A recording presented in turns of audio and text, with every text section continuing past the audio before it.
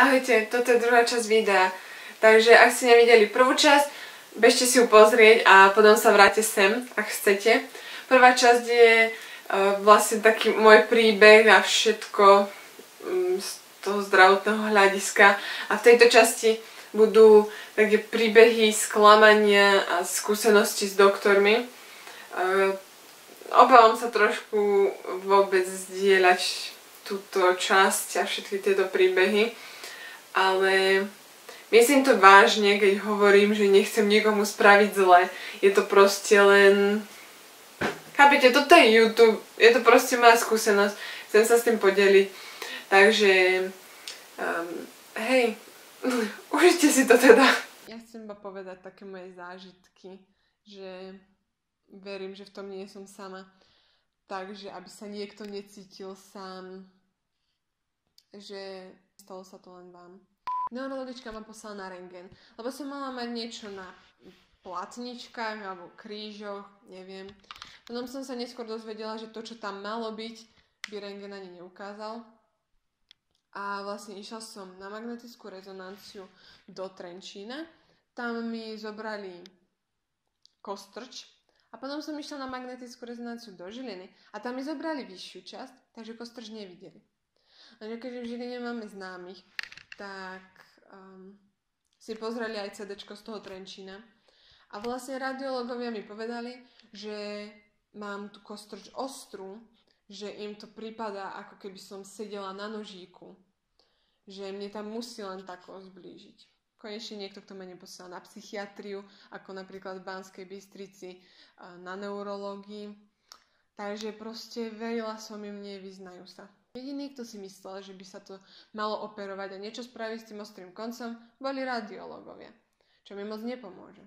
Som bola v Ružomberku, ale len si pamätajte, že to není postupne, ani ja si absolútne nepamätám, že kde všade som už bola.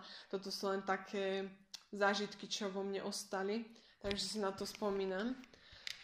Ale jednoducho, bola som v Ružomberku a povedzme si to takto. Ružomberok mám asi 1,5 hodiny cesty z domu, alebo 2 hodiny. Musela som tam ísť už o 3 ráno približne, aby som tam bola na 5. Konečne som sa tešila, že pán doktor mi pomôže. To je proste pri každom som sa tešila, že tento mi pomôže. Ale samozrejme, pán doktor všetkých mal vnútri asi 5 minút. Ja som nebola výnimkou. A poradne ma ani nepočúval v podstate, že čo mi je a tak. Iba mi vyčítol, normálne tak na rovinu mi povedal, že si za to môžem sama a že som si to nemala nechať vyoperovať. A to sa mi nestalo prvýkrát ani posledný krát. Ako prepáčte, ale kde ste všetci boli, keď som mala 12 rokov, trpela som a s mojím tatinom nás nechali proste na pospas tomuto, tejto kapacite, skvelému doktorovi, ktorý mi zničil život. A teraz mi poviete, že si za to môžem sama, ako keby som sa v tom vtedy vyznala. A preto robím aj toto video, pretože keby mi toto niekto vtedy povedal, tak spravím hocičo, aby som nedopadla takto. Tak pán doktor mi šupol kolagén, injekciu a poslal ma na jednorazovú vlnu, také niečo. To je taká, ako keby panvicu nejakú, mi položil na zadok, sestrička a to vydávalo nejaké vlny. A to malo robiť akože masáž. Trochu mi to zhoršilo. Vlastne nie. Trochu dosť. Išla som odtiaľ s plačom. Aha. Táto jednorazová vlna mi dosť zhoršila stav. Potom si neskôr dal aj tatino môj do bedrového klbu kolagén pichnúť. A keď som tam bola naposledy, tak ma poslal na tú pánvicu a ešte aj na tú jednorazovú vlnu, že to bolo ako keby toto. Proste si predstavte, že majú takéto niečo a presne do miesta, kde vás to bolí, vám tým idú. A to vám tam vysiela také... Proste boli to strašne moc. Nemám to inak ako popísať, iba ako obrovskú bolesť. A aby toho nebolo málo, vezmite si, že som tam o 5 ráno. Vstávala som o 2:30 alebo o 2:00, aby som tam prišla. Som unavená, je mi zima.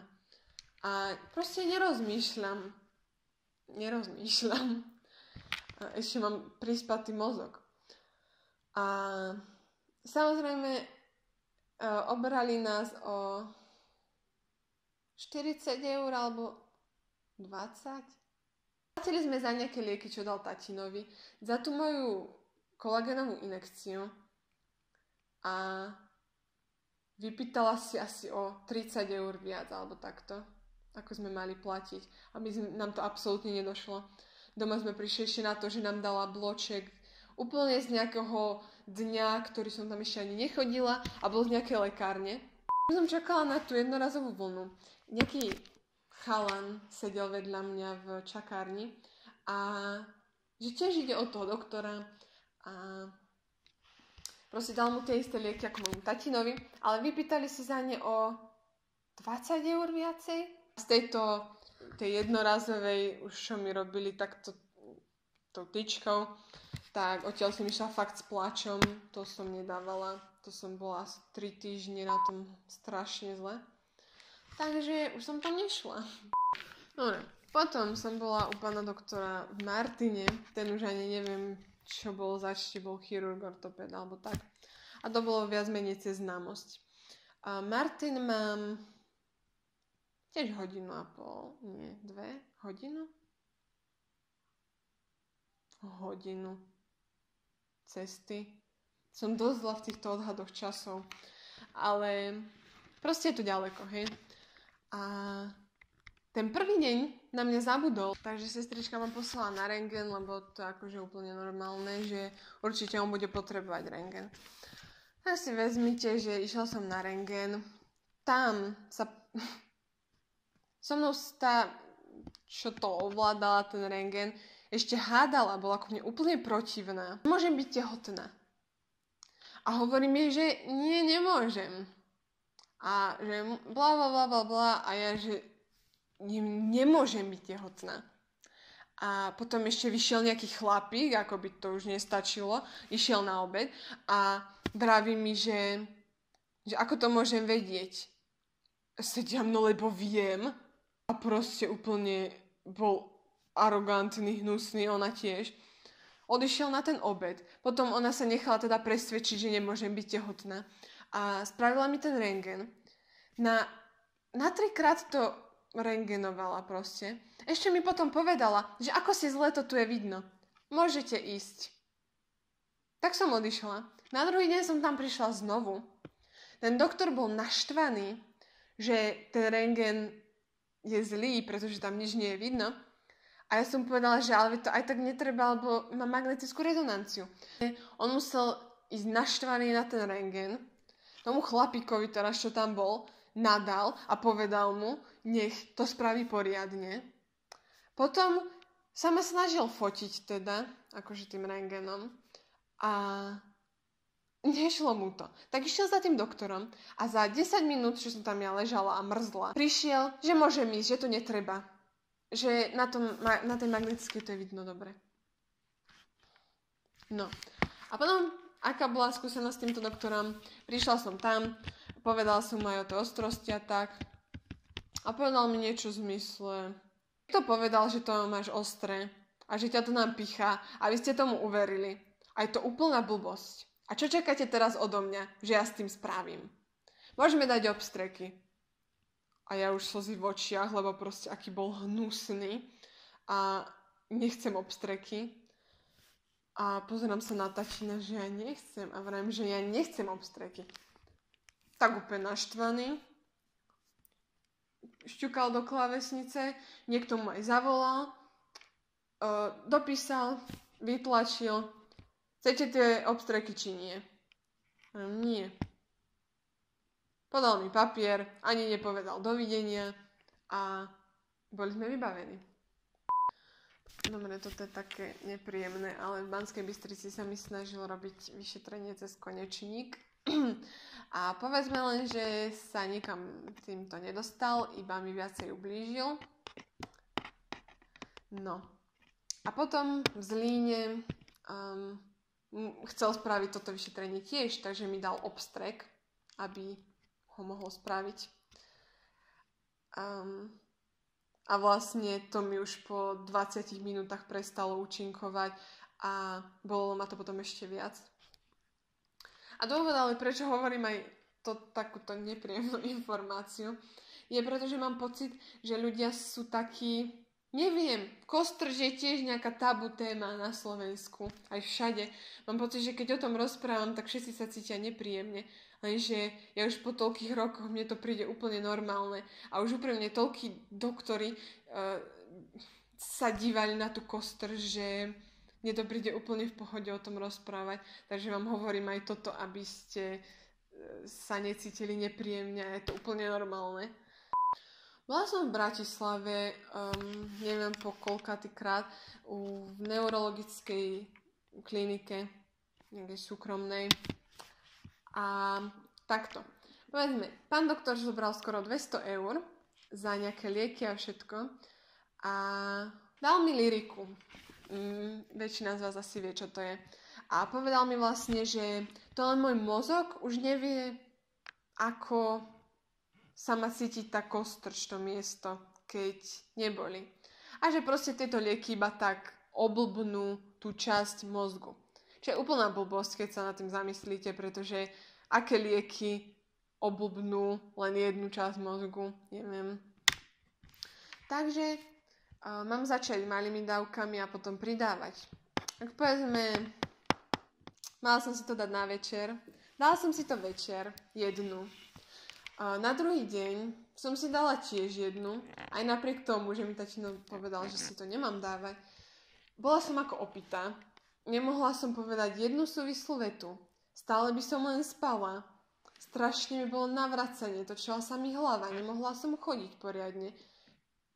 Takže lyrika išla do koša. V Banskej Bystrici máme takého veľmi dobrého neurologa. Určite všetci na Slovensku o ňom viete, pretože myslím toho neurologa, veľmi známeho, ku ktorému sa ľudia chodia zapisovať o 1:00, 2:00 ráno.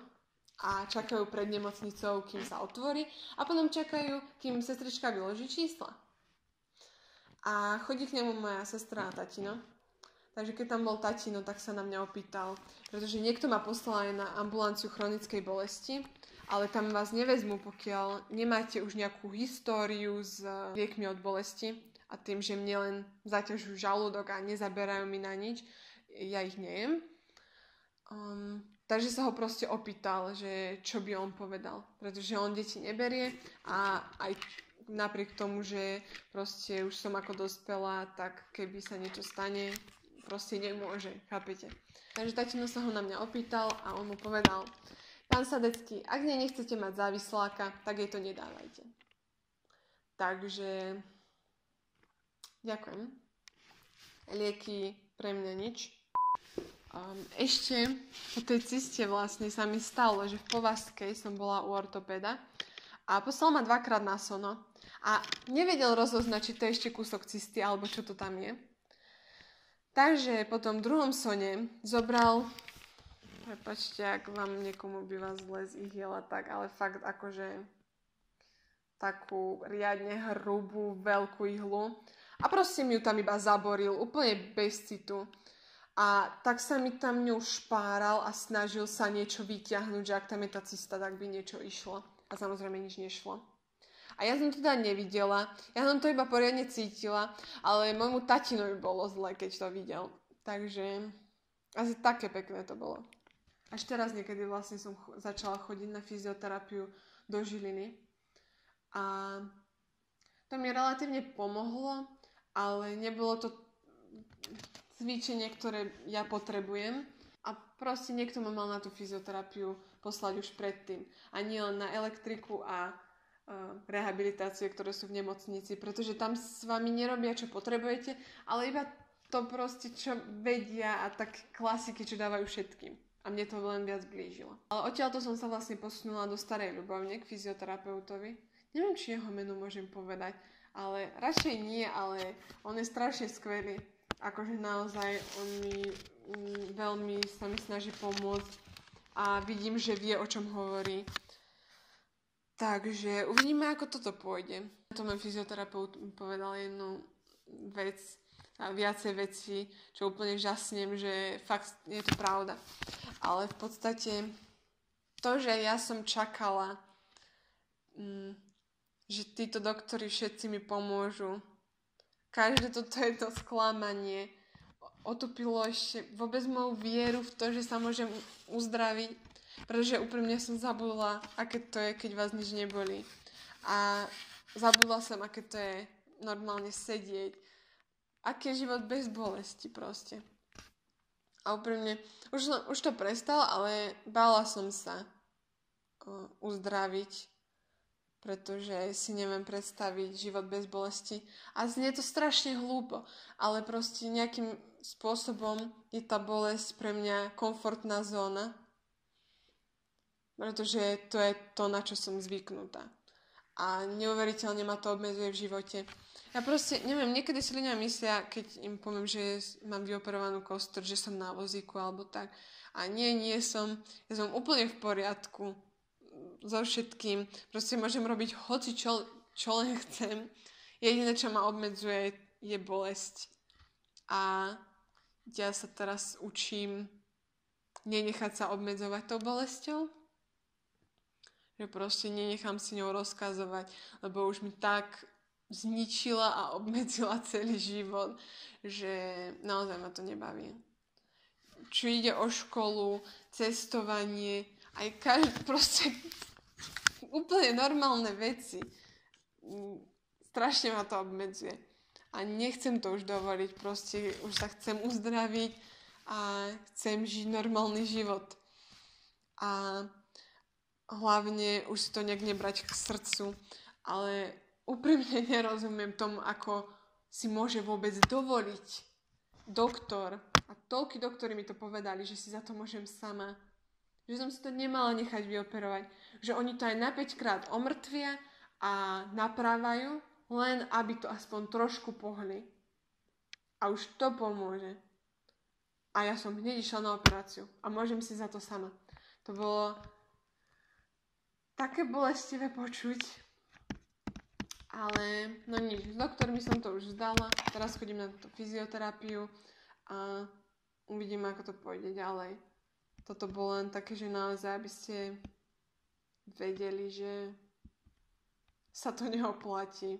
Žite si svoj život, pokúste sa spraviť hocičo, aby ste nemuseli ísť na operáciu. A teda úprimne ku mne sa všetci správali tak a pozerali sa na mňa ako na úplného blbca, že čo im hovorím. A v podstate ako keby som bola jediná, ktorá toto zažíva po operácii kostrče. Takže ma naozaj zaujíma, že či je na tom niekto podobne. Niekto na tom nebude rovnako, akože, ale viete, je na tom niekto z vás podobne? Naozaj veľmi ma to zaujíma. Lebo zatiaľ som sa s nikým nestretla. Dobre, toto by už asi aj stačilo. Už si asi ani na nič iné nespomeniem, to sú fakt také topky. A dúfam, že to niekomu pomohlo, lebo úprimne, keby toto počujem pred tými 5 rokmi, tak na tú operáciu nejdem. A tomuto by som sa vyhla. Ale nevadí, možno pomôžem niekomu z vás. A prosím vás, ak nájdete tých doktorov, lebo určite, keď som už povedala niektoré tie veci, tak vám to dojde, alebo ho vyhľadáte úplne jednoducho. Tak mu nepíšte ani nič. Ja fakt nechcem nikomu spraviť zle. Chcem len upozorniť ľudí, čo možno majú ísť na operáciu kostrčia alebo takto. Ďakujem teda, že ste si ma vypočuli a verím, že som niekomu pomohla. Ahojte.